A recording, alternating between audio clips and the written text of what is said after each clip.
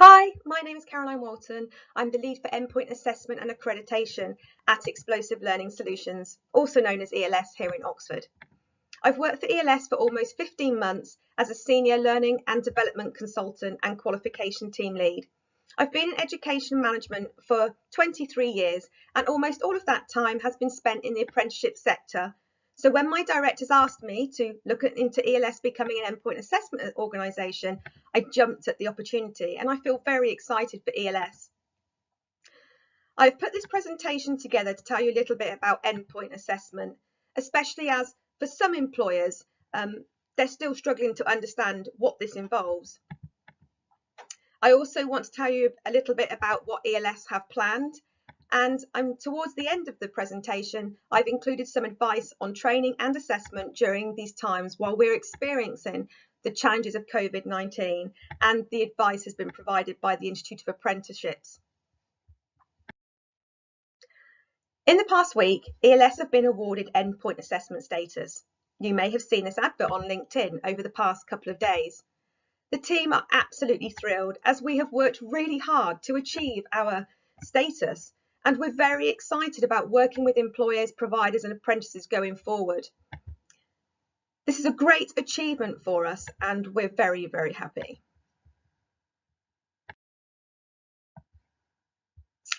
An endpoint assessment organisation is an organisation that carries out the endpoint assessment for an employer to complete an apprentice's qualification.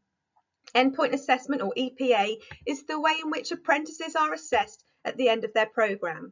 Previously, apprentices were continuously assessed throughout their learning.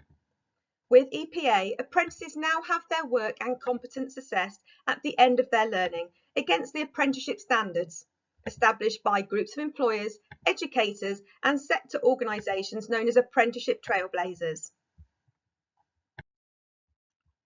The government updated the apprenticeship process from frameworks to standards, involving a new independent assessment at the end of the course. An independent organisation must be involved in the endpoint assessment of each apprentice so that all apprentices following the same standard are assessed consistently. Only organisations on the register of endpoint assessment organisations are eligible to conduct independent endpoint assessment of apprentices, although a number of different people and organisations may be involved in an apprentice's endpoint assessment. Only the independent organisation needs to apply to and be listed on the register. Okay, so when does endpoint assessment happen? Well, endpoint assessment happens at the end of the apprenticeship, once the apprentice has gone through the EPA gateway. To confirm that gateway has been reached, the employer and training provider must hold a meeting with the apprentice to confirm that they have gained the required level of knowledge, skills and behaviours, along with any mandatory qualifications, including, where appropriate, English and maths at a level set by the apprenticeship standard. The endpoint assessment organisation must confirm that the gateway process has been completed before conducting the endpoint assessment. How does the endpoint assessment organisation conduct an EPA?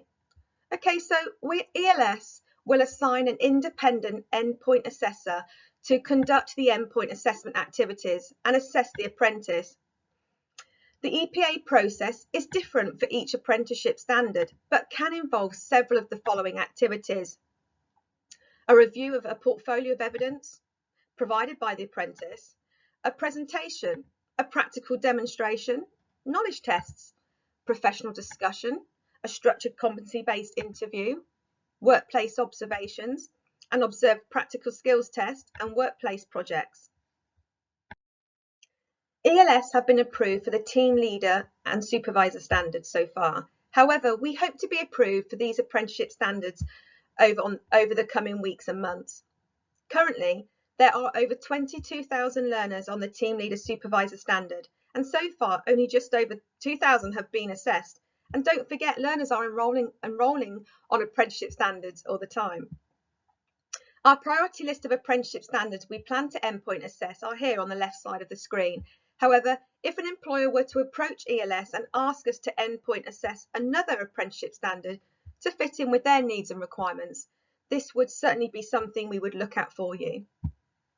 Currently, the teams are busy putting together our assessment materials and tools so that we can deliver an excellent service to everyone involved in the process.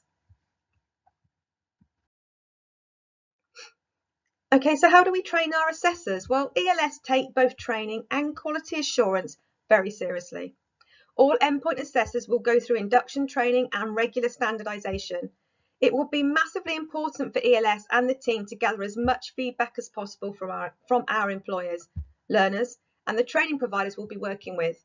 We already do regular feedback sessions and invals with all our current clients and on the training courses that ELS currently deliver, both face-to-face and remotely. ELS also plan to deliver the Level 3 award in endpoint assessment, and if we're approved to deliver this qualification, we'll be making it available for staff joining ELS and for external customers. Another exciting qualification and course we're looking to deliver is the Level 6 Diploma in Career Guidance and Development. This comes highly recommended in the apprenticeship standard Career Professional Level 6. So we've got lots going on here. How are we developing our assessment materials and tools? Well, I've already talked about standardisation sessions. The teams are holding regular meetings with subject matter experts, assessors and IQAs to talk about our assessment materials. What do we need? How can we make it an excellent standard? And then going forward, how can we continue to improve?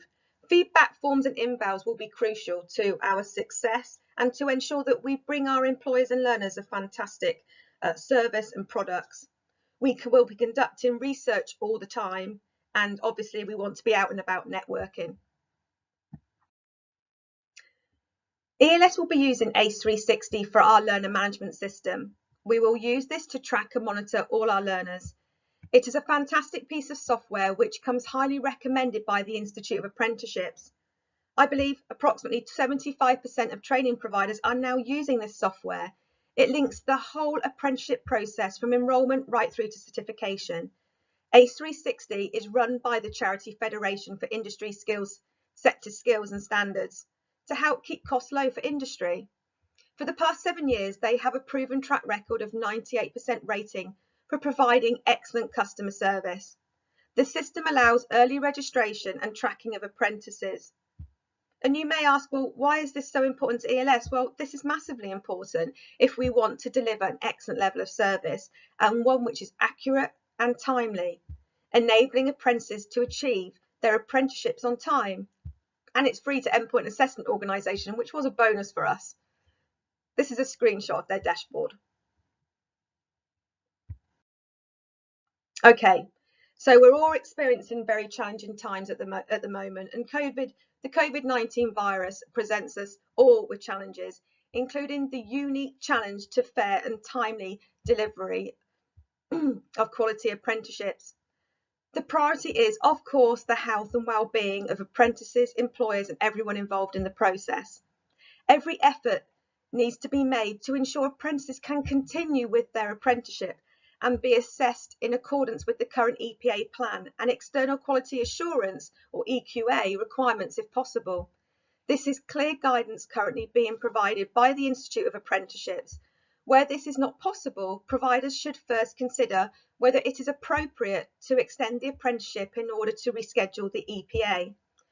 The purpose of this direction by the Institute is to specify measures that permit professional discretion so that individuals are protected and disruption is minimised, whilst safeguarding the quality and integrity of apprenticeships in circumstances where this is not a good reason for extending an apprenticeship. These arrangements specifically relate to the response to the COVID-19 virus and are temporary. The Institute will continue to monitor and respond to the situation in conjunction with stakeholders, including sector bodies, and the Institute have said further advice will be provided where necessary. Apprentices who are deemed ready for assessment and cannot be assessed due to assessor illness or COVID-19 related measures are allowed to have a pause in learning as per the ESFA rules. Apprentices who experience gaps in training in the workplace or off the job due to COVID-19 related prevention measures or illness can classify this period as a break in learning. So what will this mean for ELS and other EPOs and training providers? Well, communication is massively important at these times. Training providers and endpoint assessment organisations or EPAOs should make every attempt to communicate as much as possible through this period and to ensure that the apprentices, employers and again everyone involved in the process is kept well informed. For ELS and other EPAOs, we need to be engaging with our external quality assurance providers throughout and keeping logs of any COVID-19 related actions. And we need to make these logs available for review by our external quality assurance providers. In terms of delivery of endpoint assessment, EPAOs, ELS will seek to reschedule any assessments or continue to follow the specified assessment plan, especially where remote assessment is allowed. Our team leader supervisor standard can be completely remotely assessed. Gateway sign-off can be conducted remotely with agreement of the apprentice, employer and training provider.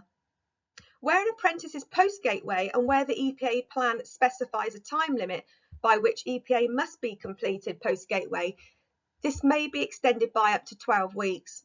Where this is the case, ELS and other EPOs will need to log each instance and share this information with our external quality assurance providers on a timely basis. If an apprentice moves employers during the extended period, the EPA should still take place wherever possible. If the application of an extension were to cause hardship to the apprentice, ELS and other EPAOs may choose to apply the following professional discretions in order to conduct assessments. The requirement for assessment methods to be completed in a set order can be relaxed to allow flexibility in delivery, and where this is deemed reasonable and feasible. Where an assessment method requires face-to-face engagement, this can be conducted remotely, subject to the following conditions. Arrangements are cleared in advance by the external quality assurance provider. The apprentice's identity is verified and there is appropriate technology and systems in place for this. Remote tests are supervised by an appropriate trained invigilator or qualified assessor who has the necessary qualifications, training or experience, and who has not been involved in the training, preparation or line management of the apprentice. This supervision can happen remotely. The impact that remote assessment may have on an apprentice is to be taken into consideration and to ensure a fair and reliable assessment of occupational competence. Where remote alternatives are not appropriate, a pause in assessment might be the only action. Okay, so ELS is a privately owned learning and development company, has been successfully delivering training for 15 years. ELS is a vocational educational training provider for a number of national and international accreditation organisations. That includes City and Guilds, ILM, APMG International, PeopleCert, EXELOS and APM and SIPS. The endpoint assessment products and services we will be providing employers, training providers and apprentices is new for ELS, but this is also new for all other EPOs out there. We would love to be able to speak to employers about the apprenticeship standards they have in their organisations, or maybe what they are thinking of introducing. ELS can support you with this. Out of the list of apprenticeship standards seen on slide 7, if there are any there you wish for ELS to become your endpoint assessment organisation, please get in touch. Over the past couple of days, when we have sent out our adverts on LinkedIn, some training providers have asked us to get in contact so they can talk to their employers about us and promote ELS, which we are very grateful for. We would love to support and partner with as many employers and training providers as possible. And finally, other endpoint assessment organisations, please get in touch with ELS.